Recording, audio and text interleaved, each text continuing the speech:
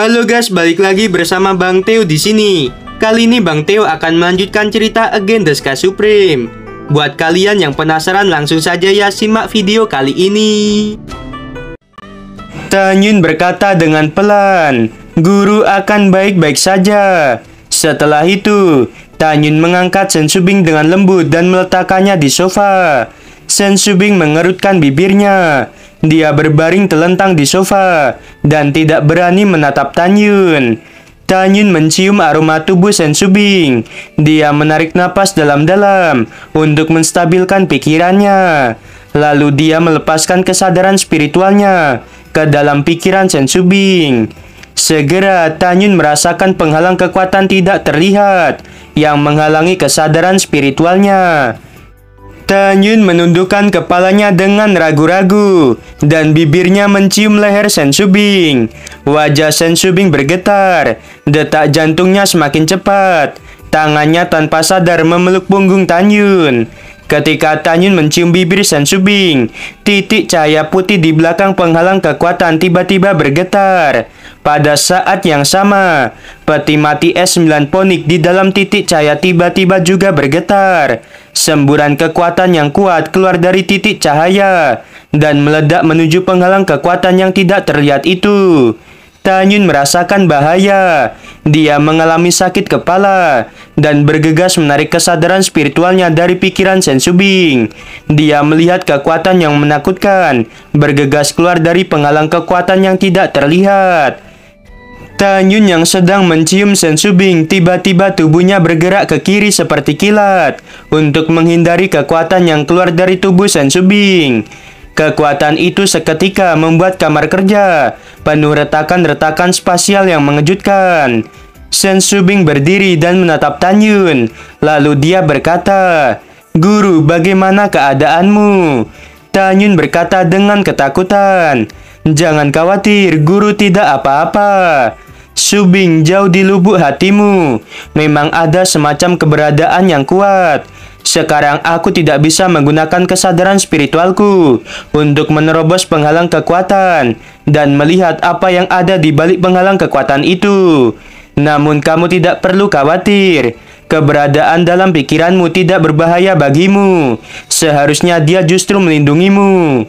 Subing, kamu sekarang seperti mawar berduri. Sen Subing menatap Tanyun dan berkata, "Guru, kamu jahat." Pada saat ini, Tanyun dengan ragu-ragu mengelurkan tangannya dan melingkarkan lengannya di pinggang Sen Subing. Lalu dia berkata dengan keras kepada kekuatan yang ada di dalam Sen Subing, "Tidak peduli apakah kamu bisa mengerti kata-kataku atau tidak, aku tetap akan memberitahumu. Subing adalah wanitaku. Jika aku menyentuhnya, kamu tidak berhak ikut campur." Sen Subing merasakan kehangatan di hatinya. Lalu dia berkata dengan dingin kepada kekuatan yang ada di dalam tubuhnya, "Kamu dengarkan aku dengan jelas. Cepat atau lambat, aku akan mengeluarkan kamu. Aku tidak akan pernah memaafkan dirimu." Beberapa saat kemudian, peti mati S9 Phoenix jauh di dalam pikiran Sen Subing bergerak sedikit dan kembali terdiam. Setelah diserang 2 kali oleh kekuatan yang misterius, Tanyun sekarang hanya memegang tangan Sen Subing dan memeluknya. Dia tidak berani menciumnya dengan gegabah, apalagi melakukan kontak terlalu dekat dengannya. Setelah memeluk Sen Subing beberapa saat, Tanyun memberitahunya bahwa dia harus pergi dan akan bertemu lagi dalam waktu 1 tahun. Sen Subing secara alami tahu bahwa Tanyun akan pergi ke Istana Jiwa Ilahi untuk memberi Nagong Yukin pil pemulihan jantung. Sen Subing dengan enggan mengantarkan Tanyun keluar dari istana berjasa. Dia menyaksikan Tanyun naik ke langit dan menghilang. Tanyun memutuskan untuk mengembalikan 90 juta batu roh tingkat tinggi yang dia pinjam dari Dante Zongde. Di sisi lain, di sebuah istana, Kepala Divisi Pil Gerbang Suci yaitu Gong Sun Yangjun, dia berlutut di depan seorang lelaki tua. Lalu dia berkata, "Bawahan menyebabkan Tuan kehilangan 40 miliar batu roh tingkat tinggi. Bawahan ini mengaku salah dan tidak bisa dimaafkan. Tolong hukum bawahan ini." Orang tua di depan Gongsun Yangchun adalah tetua agung dari keluarga emas, yaitu Jin Xianghai. Jin Xianghai berkata, "Bangunlah, hari ini aku telah memberitahu kepala keluarga tentang kualifikasi dan bakat Tanyun." Setelah mendengar tentang kualifikasi dan bakat Tanyun, kepala keluarga terkejut. Kepala sangat tertarik pada Tanyun. Kata kepala keluarga, "Kamu bisa dimaafkan mengenai 40 miliar baturo tingkat tinggi. Tetapi kamu harus melakukan satu hal." Gongsun Yangchun bersujud dengan gembira. Lalu dia berkata, "Tetua Agung, tolong katakan." Jin Xianghai berkata, "Kepala telah memerintahkan bahwa kamu tidak boleh menghabisi Tanyun. Tetapi sebaliknya, kamu harus menariknya untuk menjadi keluarga kita.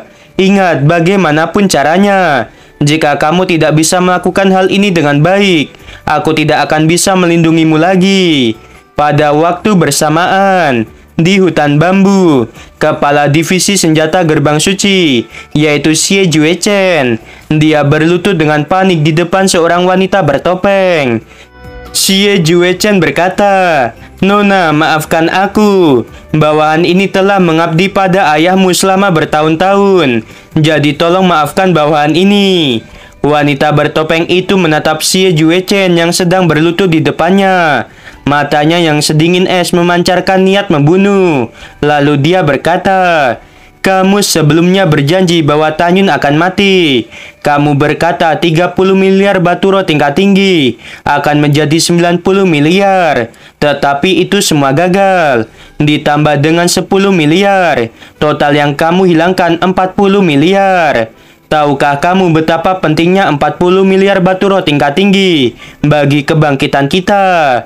20 tahun lagi ayahku keluar dari pengasingannya. Bagaimana caraku menjelaskan hal ini pada ayahku?" Wanita bertopeng itu membalik tangan kanannya. Sebuah pedang muncul dan ingin diayunkan ke arah Xie Juechen. Sebuah suara tiba-tiba terdengar, "Nona, tunggu sebentar." Pada saat ini, seorang lelaki tua muncul di depan Xie Juechen. Setelah Xie Juechen melihat lelaki tua itu, dia tampaknya memiliki harapan terakhir. Dia memegangi kaki lelaki tua itu dan berkata, "Kepala pelayan, aku dibesarkan olehmu.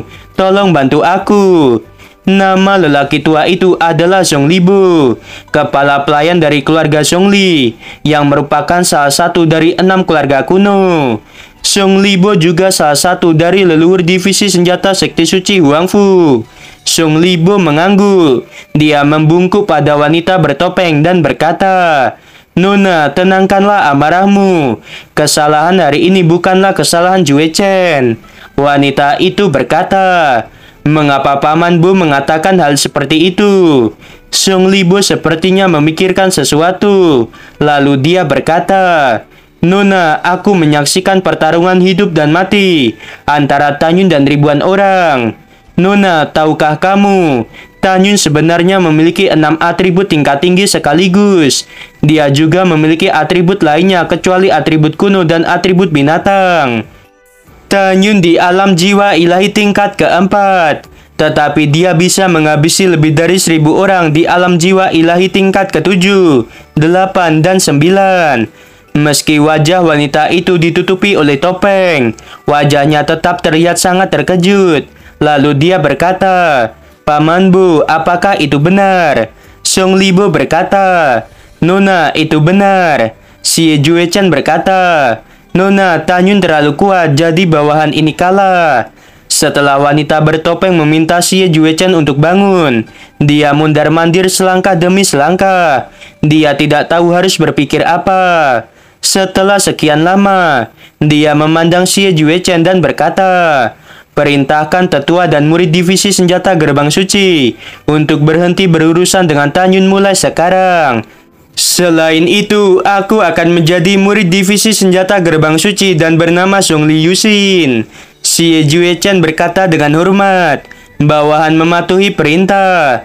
Setelah wanita bertopeng melambaikan tangannya, Xie Juechen membungkuk dan mundur 3 langkah. Lalu dia terbang menghilang di langit. Zhong Libo berjongkok dan berkata, Nona, apakah kamu ingin secara pribadi menaklukkan Tanyun dan membiarkannya bergabung dengan keluarga Zhongli? Dengan cara ini, setelah kepala keluarga keluar dari pengasingan, kepala akan sangat gembira saat melihat Tanyun menjadi keluarga kita.